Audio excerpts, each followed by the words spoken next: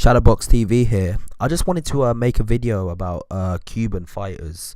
In my opinion, out of most of the fighters within the sport of boxing, I believe Cuban fighters are the most interesting fighters in terms of their story and the backstory of how they've actually become so successful within the sport of boxing.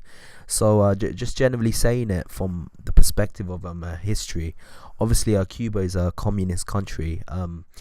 With the advent of Fidel Castro, they actually did focus on the amateur boxing program as a means for them to make their name within the Olympic sports in general.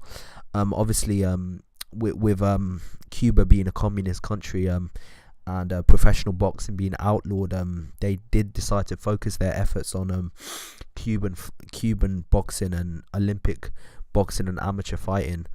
And this has actually produced an extensive number of fighters within Cuba, world-class amateur fighters who've had hundreds of fights. Obviously, within the sport of boxing, in total, Cuba as a country has won 73 medals within boxing, and obviously 37 of them medals are gold medals, 19 of them are silver medals, and 17 are bronze medals.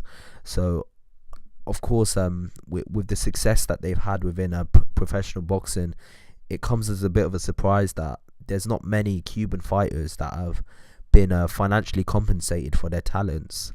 So obviously, for a Cuban fighter to become a major star within boxing, it's not possible for them.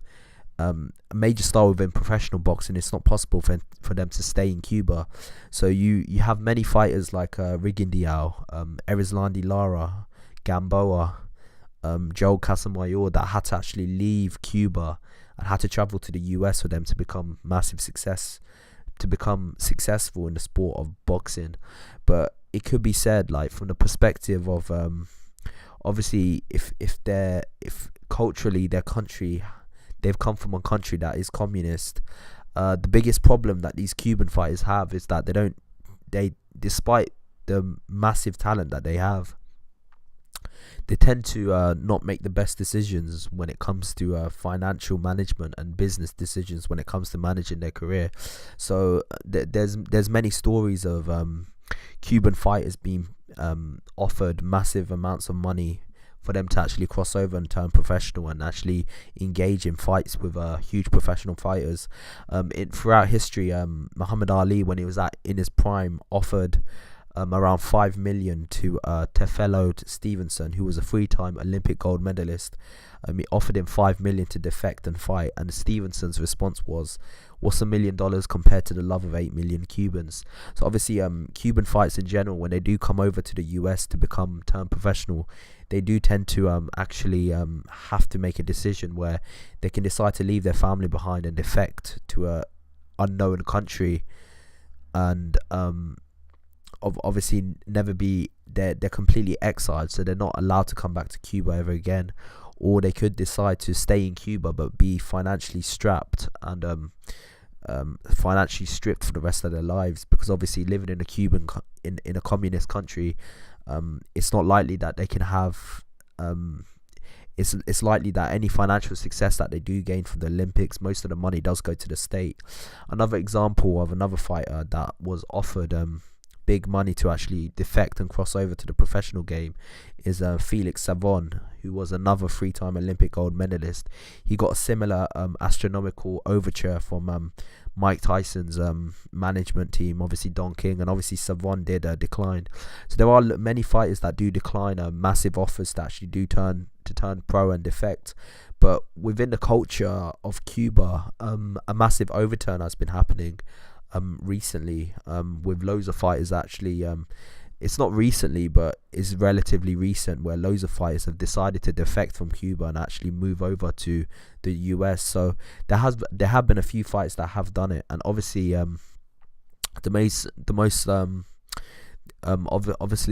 fighters that have defected, they do tend to be the top fighters, the fighters that have won Olympic gold medalists. So Joel Casamayor, who was a 1992 Olympic gold medalist, he's an example of another fighter that did defect over. Obviously, Gamboa is another fighter that did defect over. Obviously, his career is winding down now. He's nowhere near as good as he once was. And obviously, Rigondeaux, who may capitalize and get that massive fight with Lomachenko, where he's guaranteed to make big money. That fight is about to be signed. There are examples of fighters that have decided to defect over, but it could be said from the perspective of these fighters that have defected over, one way that they do get screwed over is that they don't understand how to manage the political shark infested pitland of professional boxing in terms of the business of running a career and managing their career. It can be said, obviously, there's many fighters that are English speaking that do get screwed over by the system when it comes to boxing. So is it really inconceivable that a fighter that has come over who doesn't speak a lick of English is likely to be treated fairly when it comes to business management? So an example of that is obviously Rigondeaux. I don't believe he's managed his career the best way he possibly could. He's not managed to capitalize in terms of landing the big paydays and actually getting the big fights that he needs to actually get his career on track and for him to make real money in the sport.